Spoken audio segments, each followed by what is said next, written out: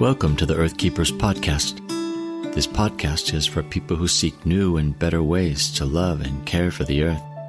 It's a podcast for anyone who is deeply concerned about the harm being done to the environment on a local and global level. It's a podcast that builds community and connection between people of like heart and mind, people who believe that earth care should be integrated into every aspect of life, and for many in the Earth Keepers community, that includes our spiritual practices. In this episode, we'll talk with Courtney Christenson, founder of Sparks and Matches, an organization committed to inspiring women to be changemakers in the realms of social and environmental justice. Courtney helps us to see that all of us have countless opportunities in our everyday lives to make choices that impact the health of the planet. If women understood these things, if they understood how they were impacting the lives of women and children and families around the world, that they would choose to make better choices.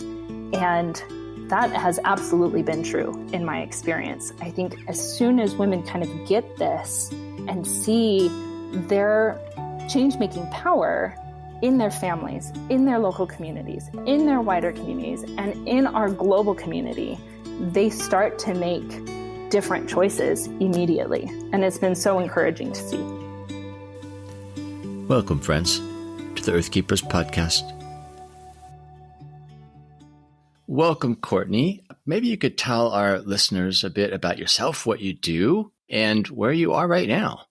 I run an organization called Sparks and Matches that exists to help women in particular, but everyone also, to make real change in both their little personal sphere and the greater world around them. And I do that by providing as many super practical resources as I can for everyday change making. My family and I live in Central Oregon, in Bend, typically. But at the moment, we're actually down in Baja California Sur, Mexico, about an hour and a half north of Cabo San Lucas, near a town called Todos Santos. And we've been here for 10 weeks so far. And we go back to the States in another 2. And when you think about your work with Sparks and Matches, how does it involve earth care? Sparks and Matches in general is about pushing the world towards justice and the everyday changes that we can make to do that. And that's, truly impossible without factoring in environmental justice. It has to be a part of it because there is no justice, in my opinion, really in any kind without environmental justice. It is just too intersectional and integral to every social system that we have, and every natural system is all in there, and we can't untangle them from one another. And so environmental justice is a huge part of what we do. Helping people make environmental improvements in the world around them is actually a really easy way to get them involved in justice work, because there are simple and really, really easy ways to step into those things and start making change. And with environmental issues, small changes can have a big effect over time. And people start to see that pretty readily, where some other issues of justice are harder to put your hands on, maybe is a good way to say that. And environmental issues are right in front of us. They're all around us. Everyone sees them. Everyone is impacted by them. One of the things that we talk a lot about in Sparks and Matches and in a lot of my writing is that women in particular, we are the world's primary consumer. We buy a lot of things. We do the Costco runs. We do the grocery runs. We buy clothing for our kids. We do all of these things, generally speaking. Obviously, there are exceptions, but generally speaking. And white women like myself in particular spend so much money in the United States that it gives us a lot of power over social systems and over environmental systems and over economic systems, because we vote with our dollar, and our consumer power to demand change is difficult to overstate. And so helping women take steps to make those changes and demand further change is a great way to get people involved in justice. So I know enough about your work and appreciate this particular thing about your work. You absolutely are looking at ways to leverage the capacity for influence that women, especially in the global North, have. And yet you also pay a lot of attention to the situations of women elsewhere in the global South, for example. And I'm wondering if you could talk about that relationship. Obviously, the situation of someone in Guatemala would be very different, right, from an American woman's life. And yet you talk about issues of power and influence and even collaborative efforts. Can you talk more about that? I'm a big believer that in the interconnectivity of all people and indeed all creation, and that we cannot insulate ourselves from the issues that affect other people, because what we do here or what we do in the US has a massive effect on people and planet elsewhere, far away from us. And some of these things can be hard to wrap our minds around. And I'm also a big believer in specifics and talking about actual small things. So I think maybe a good example of this that helps people understand, and women like myself understand the impact that we have around the world and on women in the global South, is like, so I choose to buy a bottle of shampoo for my family. And I bring it home, we use it. We now have an empty shampoo bottle. I throw that in the recycling bin. It more than likely does not get recycled because it's plastic. That ends up in a garbage heap, likely in the global South, in sub-Saharan Africa, in somewhere in Latin America, or in an incinerator in the Philippines, poisoning the air in Southeast Asia. And my choice there then affects the lives and the well-being of people far, far away from me, their air quality, their soil quality, their income in a lot of ways, and the way that they're able to take care of their family and build a life changes because of these thousands of seemingly small, insignificant choices that I make. Where on the flip side, then I could choose to buy a shampoo bar that's wrapped in paper, that's made by a small business. There's many to choose from. And I get to help women understand that that small choice is indicative of how this consumer power that they have lets them choose, do you want this world where we're poisoning the air in Southeast Asia, or do you want this world where we're building small businesses and supporting female entrepreneurs, whether it be in other countries or locally? We have all of these choices and we can choose. And once we start to understand our role in these systems and the impact that we're having, whether or not we understand it, right? Because you don't have to understand the impact you're making to have that impact. We can start to leverage that power on behalf of ourselves, yes, but on behalf of these other people and these other women in other places whose lives we are impacting. And it's been interesting to me because when I started doing this work, I had the hypothesis that if women understood these things, if they understood how they were impacting the lives of women and children and families around the world, that they would choose to make better choices. And that has absolutely been true in my experience. I think as soon as women kind of get this and see their change-making power in their families, in their local communities, in their wider communities, and in our global community, they start to make different choices immediately. And it's been so encouraging to see. So in a lot of ways, it sounds like education and awareness is at the heart of your work. Yeah. Just in the story that you shared about the shampoo bottle, probably there are facts that people had never considered before. Most people assume that if they're recycling their plastic, it will be recycled. But you know otherwise, right? Or probably there's many people who've never heard of a shampoo bar as an option, right? So I think that it sounds like education is clearly at the heart of your work. And it seems to me that part of being responsible in terms of our global relationships to people does actually mean that we have to make ourselves uncomfortable with awareness because it's Yes. easier to ignore that, right? Yes. It's easier to 100%. ignore the impact. Yeah. Yeah. So how do you manage that? Like, are women clamoring to learn more, or do you find that there's even resistance and discomfort as they lean into those new revelations about the impact of their consumption? I think that I haven't honestly had that much resistance to these messages, at least not on the environmental side. I get a lot more pushback on some of the social justice impacts that women have in US society in particular. That is very difficult for people to acknowledge and accept. But on the environmental side, I think that there's a general growing awareness that we are having a huge negative impact on our planet.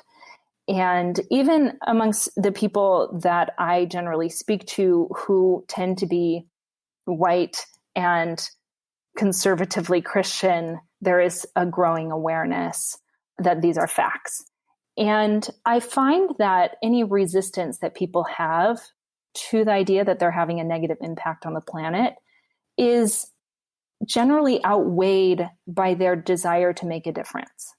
Because truly, people, and in particular women, in my experience, are searching for meaning and purpose and a way to make a difference. Like, they want to make a difference. They just don't know how.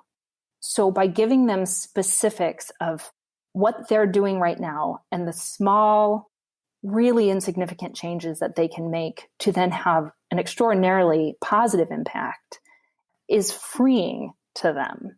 As long as you give them specifics of what they can do. Because if you leave them with, oh yes, you're destroying the air in Southeast Asia, like that doesn't land well with them. But if you're like, oh, this is happening, oh my gosh, but here's a solution, they're like, yeah, I'm going to do that. And it's a really easy switch for them. And so I think you have to present the problem and the solution kind of hand in hand in the same sentence. And then that resistance isn't there. Yeah, you have to give them hope, right? Yeah, no one wants to be hopeless. No, we don't. I would imagine that for people who are more oriented as activists and advocates as you are, that you might sometimes have to really find nuanced language to communicate the problems and our complicity in the problems, because another non-motivator is guilt, right? I mean, that's certain to shut people down. And so how do you do that? Yeah, guilt is a very unproductive emotion, just in general. It does not spur us to action.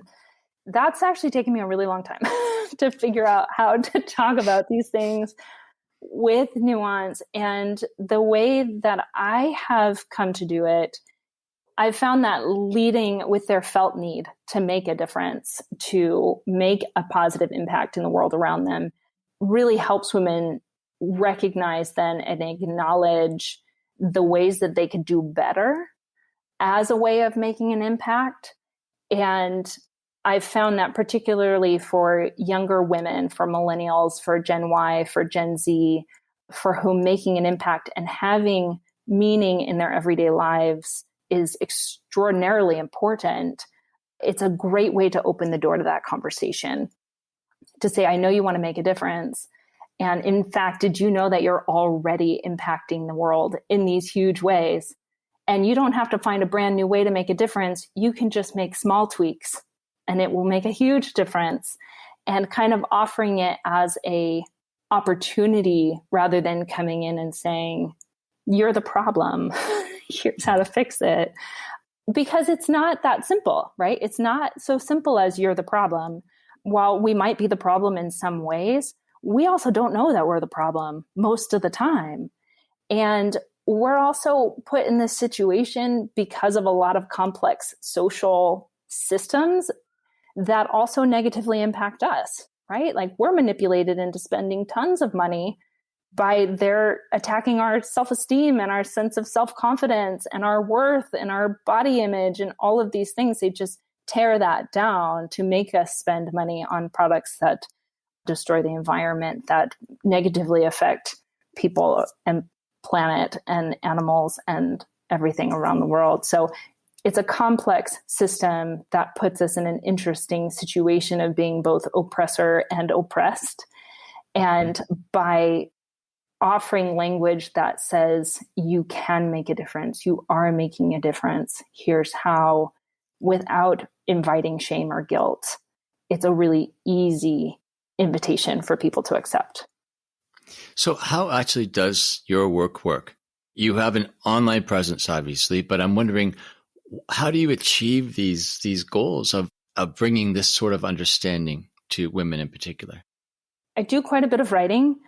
I also have hosted 6 online groups in the last year that walks women through a workbook that I created that essentially helps them understand their place in these social systems and then figure out the very best way that they uniquely can make an impact based on the things they're passionate about and their current context and their specific skills and expertise and understanding.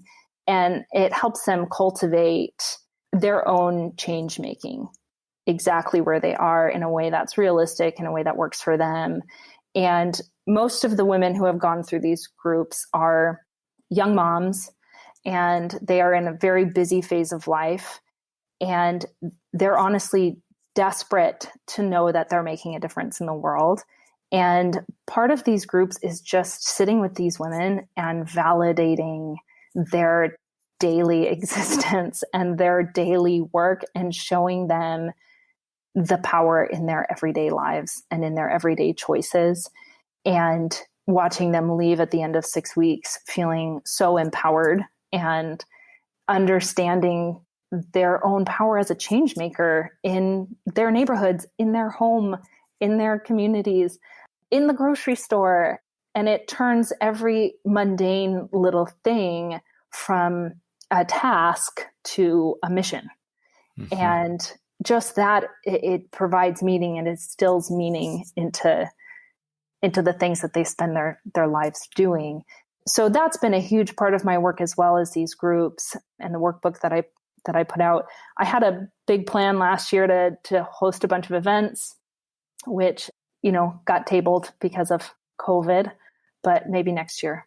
I just love being with women and talking about how we can make a difference and helping them understand our role in these systems. I think it just makes a huge difference in their lives. So you could just have them, of course, read the workbook or do the work on their own, but it sounds like community is key to this process. It's really hard for people to get out of the kind of everyday stuckness that so many of us feel. I think it's just really common to feel super disempowered in the face of massive injustice that we see all around us, especially when your everyday life is just full of small tasks as a young mom with small children, or as a busy working parent in the midst of a global pandemic. Like, it just is hard to then take any further step and find further meaning. And that struggle is very real, but from both my own experience and watching dozens of women do this over the last year, it does not feel like a valid struggle to so many of us. We just beat ourselves up about why we can't figure out how to make a difference. We think it should be simple, or that we should be able to figure it out. And it's not simple. And it's really difficult, especially when we're inundated with messaging that tells us 1 million things we should be doing. And to get through that fog of shoulds and shame is hard. And doing it together makes it so much easier, because when one woman says, I'm really struggling with this thing, I see like all the heads start bobbing, and everyone's like, oh my God, me too. So to kind of step through that quicksand and get out together seems to be the only way to do it, which makes a lot of sense when you think about it. We are communal creatures, and we are meant to be in deep relationship with one another. And I don't know any change maker that can stand up and say, I made change by myself. Like, that's just not how change works. And so doing it with others and taking a first step together, which is always the hardest step. The first step's always the hardest. And so doing that together, it's empowering. It makes the impossible seem possible. Let me backtrack just a bit. I want to return later to themes of children and family, because apparently you do a lot of work with those issues in your groups even.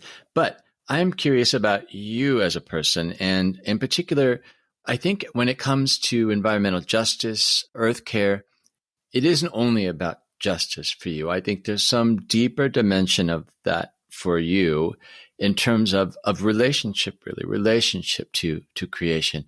I'm wondering if you could describe your relationship to creation, or maybe talk about how that developed. Like, how did you become a person who actually loves nature as you do? I grew up very conservative evangelical Christian. And as such, I was not instilled with the sort of value for creation that I have now, unfortunately. So my view of nature and my relationship with creation started out very different than it is today. And I think I have this memory of the first time when I realized that nature could be spiritual and healing, which was in college. And I was having a really hard time.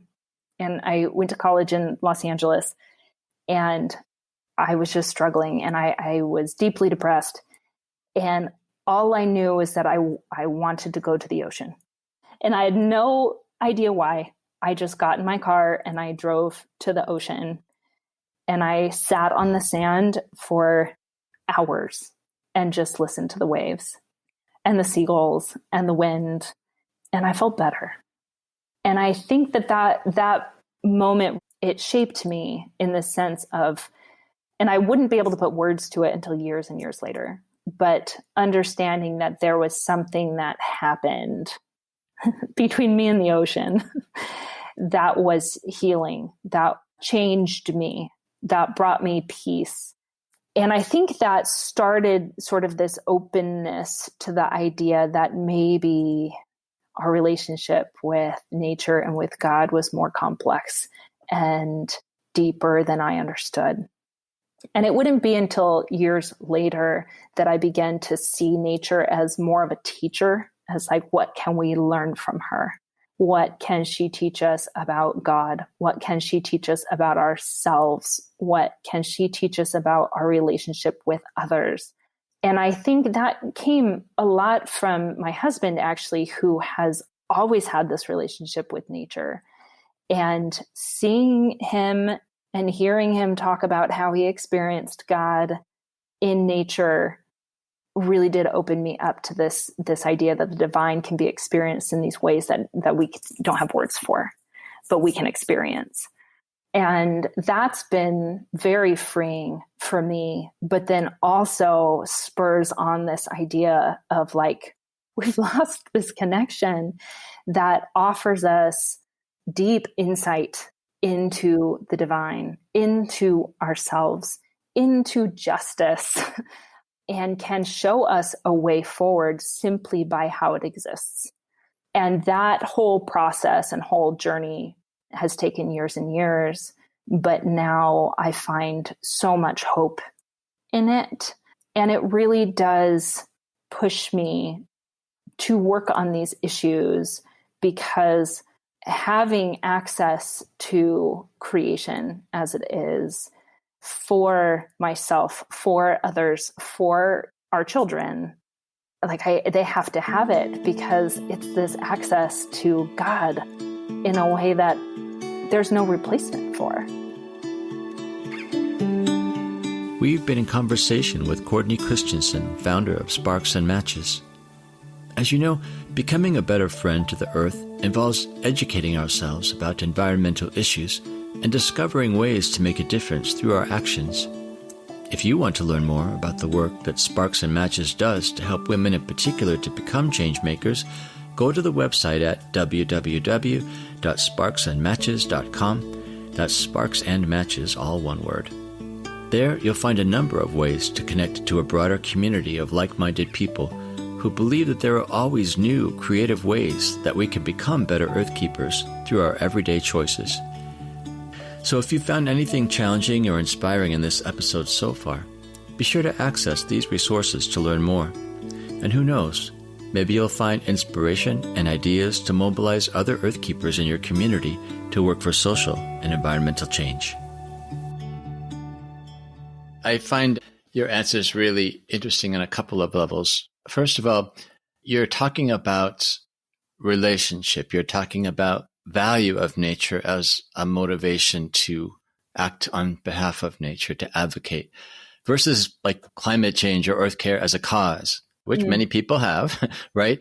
But you're talking about something different. It's we have to protect this beautiful thing because it's the source of everything. It's the foundation of our existence. It is our window into God, as you say.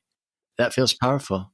I think I also am struck by the fact that your sort of initial change out of that maybe more narrow view that the evangelical church sometimes teaches people, that your change was really initiated by God or by nature, and not by a book or a teaching or some compelling argument.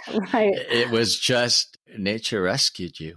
Yeah. And it's interesting too, because I don't remember having the thought that I should go to the ocean. I just knew, and I don't know what that is, except the divine is like this part of me calling to that part of the divine. Yeah. The divine in me, recognizing the divine in the ocean and saying, we need each other. That's really beautiful, actually. I love that dynamic you're describing. You have kids, and I'm wondering, as you watch them grow up, I think, with some very different teaching about creation and their relationship to it, I'm wondering if you could describe what you see happening, for better or for worse. Are you feeling confident that they are not ending up in a place where they have to rediscover that, but that they are growing up with nature as God language all the time, as a norm for them? It is. It's really interesting because it's so different than how I grew up and my initial understanding of it. I think one of the really interesting things is that it just makes a lot of sense to them where they're like, yeah, duh. Of course we see God here. Like, what else is it? So watching that has been honestly just a joy to see. My kids are 10 and 12, and they actually are super passionate about climate change issues and environmental justice. One of the interesting things actually about being down in Mexico, down here, and having such easy access to the ocean has been to watch them really become passionate and understand how interconnected everything is. Like, they're seeing it while we're here. We're 500 yards from the beach, and the humpback whale migration is happening. And so there's whales all the time, every day. The kids, though, will see like plastic on the beach and like freak out that the whales are going to eat the plastic. We got to participate in this program here that protects endangered sea turtles and then releases them at sunset every night, these baby sea turtles. And we went and watched that with the kids. And they got to see these sea turtles like swimming out into the ocean. And then now they understand that when they use plastic and it ends up in the ocean, that turtle, turtle might eat it. And to see the plastic wash up on the beach every day is really upsetting to them, honestly. But they have started to see the relationships of humans and nature as something that should be sacred, something that should be symbiotic, something that should be whole. And yet we are fracturing that relationship with our everyday actions and our purchases and the way we live. And so it's become really clear to them the one downside of this that I've seen is that they have come to the point of despair several times recently. Last week, my 12-year-old was like weeping in bed about it. And part of me was like, is this too much? Like, is this too much for them? And part of me was like, yes, it's too much for them. I've given them too much information, or I've explained it too deeply. And maybe I have, and I am willing to take that on and be like, I've given them too much information too young. And at the same time, she like was weeping, woke up the next morning and was like, I've decided we're now vegan. And I was like, are we? Is that happening? But she comes up with these ideas now herself of like what needs to happen and where we can go and what she can do and what our family can do because she understands how the systems work. Yeah, I hear you ask that question. I mean, every parent would ask the question, should I be allowing my child to hurt, to feel this kind of pain? So I think your reaction is of course normal, but maybe I would question your second question. Am I sharing too much? Because my guess would be that the reason she might be so upset, we'd have to ask her, is because she knows the sea turtles. She sees the whales. She walks by the plastic. So how can you help but both love and feel pain for nature when you see it, when you're right there with it, when you're opening up your soul to connection? Right. I don't think there's any way that you can avoid pain, nor should we. Right. Especially if we do acknowledge and see and feel a relationship with nature, right? If you're like, that's not just nature, it's like nature and it's sacred and it's something that I belong to it and it belongs to me. And then when it hurts, when it's damaged, when someone bullies it, when someone hurts it, you feel that pain. Being here has been really powerful for my kids to both feel the relationship and be impacted by how humans are treating that relationship in general. Of course, it'll be interesting to see how and whether you continue that dynamic when you return home to Bend. What does that look like there, right? Mm-hmm. The same cultivation of this environmental sensibility. I think fortunately in Bend, there is such good work being done that I'm hoping I've already started talking with the kids about, okay, what are we going to get? Like, what do you want to get connected with? And which organizations should we volunteer with? And what do you want to learn about? And nature has always been such a part of our family. But here, I think seeing just a different side of it, being pulled out of your norm and being like this part of nature that I think when they go back, they're going to start seeing that at home as well, or at least I would hope so. Disturb their sense of familiar so they see things in a new way. That's right. Well, I guess I want to ask you, is that a principle of raising kids with a justice mentality, raising good members of creation? Like, what have you found, both in your own family, but perhaps in your work with young moms? What have you found are the challenges and some of the interesting directions that you've found to help people help their families in that direction? For me and my family, we have made it a priority to show our kids all different kinds of normal. It was really important to me that our kids didn't just grow up knowing one kind of normal or thinking that the way we lived in Central Oregon was the only normal or the only right way to live that everyone should aspire to. And so I wanted to disrupt that sense of normalcy by showing them different kinds of normalcy. And obviously, you don't have to move internationally to do that. There are lots of ways to do that. I do think exposing your kids to different understandings of life and different ways of functioning in the world is important because then they get to see more clearly their own place in it, in the world, and how much we have and how we live impacts the way other people live. And the things that we make end up here and the things that we buy end up there. And that's connected to this. So I do think that when we grow up thinking one thing is normal, it's hard to then give that up. And for example, my kids, if they grow up thinking that individually wrapped plastic snacks is normal, and there's no other way to do that, then taking away individually wrapped snacks is going to be hugely disruptive. Like here, there's candy, but there's tiny stores. And so it's the produce tent and the like little market. And so they don't have string cheese. They don't have these things. And so that's just simply not an option. And so to have then to go back and be like, why do we have so many individually wrapped snacks? They can start to question both why that's normal and whether or not it should be. And working with young moms too, and young parents who are trying to figure out how to make a difference, and pointing out these normal things that have big impacts and maybe shouldn't be normal, or at least can't be normal for very long because of their impact on the environment, kind of shakes you out of the routine, the jumping through the steps that I go to Costco and I pull that box and that box and that box, and then I go to the next aisle and I pull that box. And so removing yourself from that sense of routine makes you then question why it was your routine to begin with. In many ways, yeah, it does. In many ways, it's not just about the kids. It's like your work is actually disruption. You're helping people to understand that normal is not universal normal. Yeah. But I think that starts with my kids, right? Right.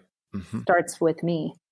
I'm curious about stories because it seems like the most powerful way you can communicate these interrelationships, the impacts of our actions, is going to be through stories, right? Of real people that demonstrate to us the impact in a way that's maybe more visceral, more relatable. I'm curious about stories, how you use story in your work. And then I also want to hear stories of your work. What have you seen happening? I was thinking about this too. And the stories that I have are, because the change that I'm making is very everyday, the stories are very everyday as well. And they're small. And I think they seem insignificant. But what I've found is that when I tell particularly my stories that seem very mundane and insignificant to me, they are not to other people. And so I'm learning to tell stories, and it's something that I have to keep learning over and over again. And really to resist the pressure to have the big wow stories, right? That's right. Yeah. I just don't think this work has a wow. The biggest stories that I've loved have been when I've posted like specific things about, I replaced this with this. Like a year ago, I found this company that makes completely plastic-free like toilet paper out of recycled paper. And they ship it to you all like carbon neutral with like plastic-free tape, and they're all wrapped individually in this cute paper. And I posted about it and was like, this is a great option. And I have kids and we go through so much toilet paper. And I got text after text after text of people who were like, I just ordered it. And I got so many pictures of people like of their toilets with toilet paper stacked up on the back. And it was so exciting to me though, to be like, yeah, another toilet. That's so great. Because it's one change that then creates more change. Because, if I could do this with toilet paper, I could probably do this with paper towels. And then once you get into the paper towel conversation, it was like, I use these cloth paper towels instead. And people are like, oh my gosh, who knew that was a thing? And actually, one of the most fun changes that I've seen has been actually with my parents and my in-laws. My in-laws in particular, I think when I married their son 15 years ago, I was like this California girl that was, I think, a little crunchy granola hippie for them. And I think they thought I was a little cuckoo. Now they have started, like my father-in-law, I asked him to bring something over and he came and he was like, and I got organic for you and it's in glass. And I was like, yes. And it's not because I was ever like, Dennis, I don't want to use plastic. And please, I only eat organic, because A, that's not true. And B, I would never say that to him. He was being so nice, bringing me this thing. He just knew, because we've talked long enough and I've been around long enough. And my mother-in-law is like, I replaced all my plastic Tupperware with glass because I needed new Tupperware. And it was such a win. And she also knew that I'd be excited for her. And my mom for Christmas bought me this new kind of eco laundry detergent. And she was like, I don't know how it works, but I got some for you and some for me, and we'll figure it out. And it gives me so much hope and is so encouraging, especially to see change happening in people who had to change their minds about things in order to care about it. And it gives me a lot of hope to see that happening. And then to see on the flip side, the change happening in children, like my own kids walking down the beach and sticking like bottle caps and microplastics in their pockets as we walk, is just a normal thing for them. It's what they do. And my 12-year-old learned that she had to do a class project about plastics in the ocean. And she learned about microplastics and how they come out in the laundry.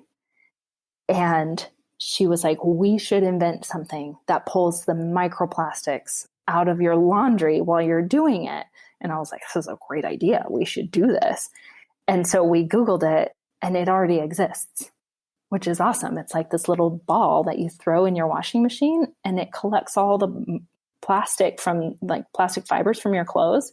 But if she had not noticed the problem and then had the confidence to say, I can fix this problem, we just need to figure it out, I never would have looked. And so her level of awareness at 12 is already teaching me that if I can come up with a solution, maybe it already exists. And if it doesn't, maybe I can make it. And no one has told her she can't yet. And I think also, if we don't come up with these solutions, who is, right? Like, this is her future. It's her planet. And so she's going to come up with solutions. And she's 12. And so her ideas are harebrained at the moment. And some of them are super awesome. And when I Google them, some amazing person is already working on it. And she gets so excited that her harebrained idea is actually genius. And so I think encouraging all of these little steps in young moms who replace their saran wrap with beeswax wraps and send me pictures of them, and people who find recycled toilet paper and replace plastic with glass and buy organic to save water versus non-organic. All of these little things make a difference, especially when they become normalized. And I think that's what posting and sharing small things does. It changes the norm and says, saran wrap isn't the norm anymore. It's normal now to come with beeswax wrap over your casserole dish. Mm-hmm. And then to wash the dish and take it home instead of bringing one that you throw away. Like, these are just normal now.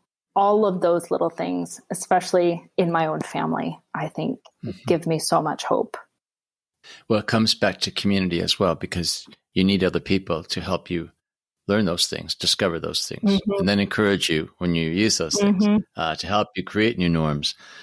I mean, we absolutely need each other to do this kind of change. Yeah. People have started sending me new things that they see too, which is also so exciting to me. Like the little toothpaste bites. It's called Bite, and it comes in a glass jar instead of like a tube of toothpaste. When that launched like a year ago, I had 3 different people send it to me and be like, oh, I got to try these. They are awesome, by the way.